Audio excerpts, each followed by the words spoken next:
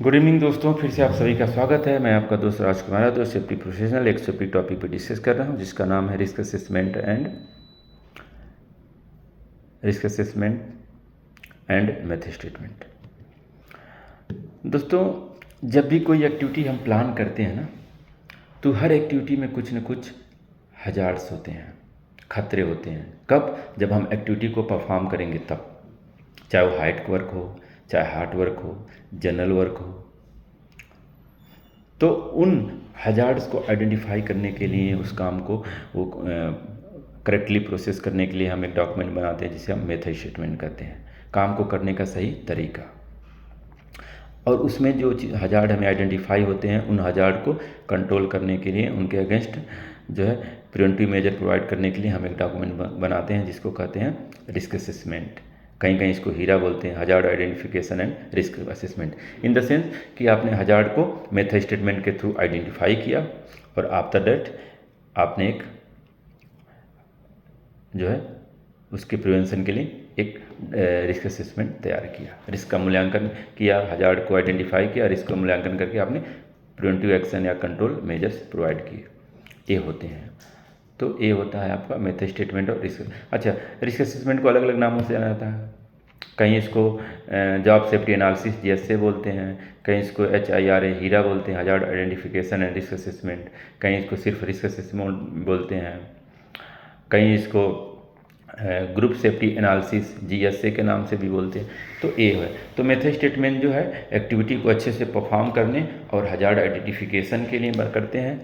और फिर उस हजार्ड को आइडेंटिफाई होने के बाद, जब मेथड स्टेटमेंट से हम हजार्ड को आइडेंटिफाई कर लेते हैं, तो उसको प्रिवेंटिव मेजर्स या करेक्टिव मेजर के साथ, कंट्रोल मेजर के साथ उसका रिस्क असेसमेंट या हीरा बनाते हैं, ताकि उसको सेफली परफॉर्म कर सकें और जो भी हजार्ड्स हैं उनको बच सकें। देखो, अब हजार्ड जो रिस्क असेसमेंट बनाते हैं उसमें ना उसका एक रिस्क मैट्रिक्स होता है, जिसमें रिस्क को हम कैटेगराइज करते हैं, हाई रिस्क, मीडियम रिस्क और लो रिस्क। अच्छा, अब इस रिस्क में दो चीज़ें होती हैं, एक होता है सिविरिटी और एक होता है लाइवलीहुड। दोस्तों, किसी भी चीज़ की जो सिविरिटी होती है उसको आप चेंज नहीं कर सकते, कितना भी आप कंट्रोल मेजर्स प्रोवाइड कर लें, बट जो लाइवलीहुड होती है उसको हम इसमें चेंजेस आते हैं। सपोज दैट एक आदमी एक हाईवे को क्रॉस कर रहा है, तो उसका कंट्रोल मेजर्स क्या है कि सामने एक फुट ओवर ब्रिज बना है या एक क्रॉसिंग पैथ है सिग्नल के पास जहाँ ट्रैफिक पुलिस है, वहाँ से आप उसको क्रॉस करें। लेकिन अगर आप दोनों केसेस में एक्सीडेंट के चांसेस हैं, या आप सिग्नल के पास से क्रॉस कर रहे हैं ट्रैफिक पुलिस की मदद से बिल्कुल जेब्रा क्रॉसिंग पे, या आप ऐसे सेफ्टी को बाईपास करके क्रॉस कर रहे हैं, दोनों में जो सिविरिटी है रोड पे एक्सीडेंट होने की वो है, बट उसका जो परसेंटेज है, उसके जो चांसेज हैं वो कम हो जाते हैं।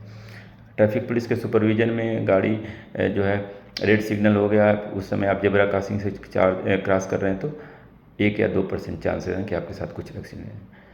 लेकिन अगर वही सेफ्टी को बाईपास करके दाएं देख के बाएं देख के आप क्रॉस करें तो 100% सिविरिटी का आपके साथ एक्सीडेंट हो सकता है। तो सिविरिटी जो है वह कम, वो बनी होती है, लेकिन हम जो कंट्रोल मेजर, जैसे आप जेब्रा क्रॉसिंग से क्रॉस हो गए, फुट ओवर ब्रिज से क्रॉस हो गए, तो इसमें 1-2% चांस होते हैं कि आपके साथ हो मिस हैपनिंग। तो ये जो है दो चीज़ें होती हैं।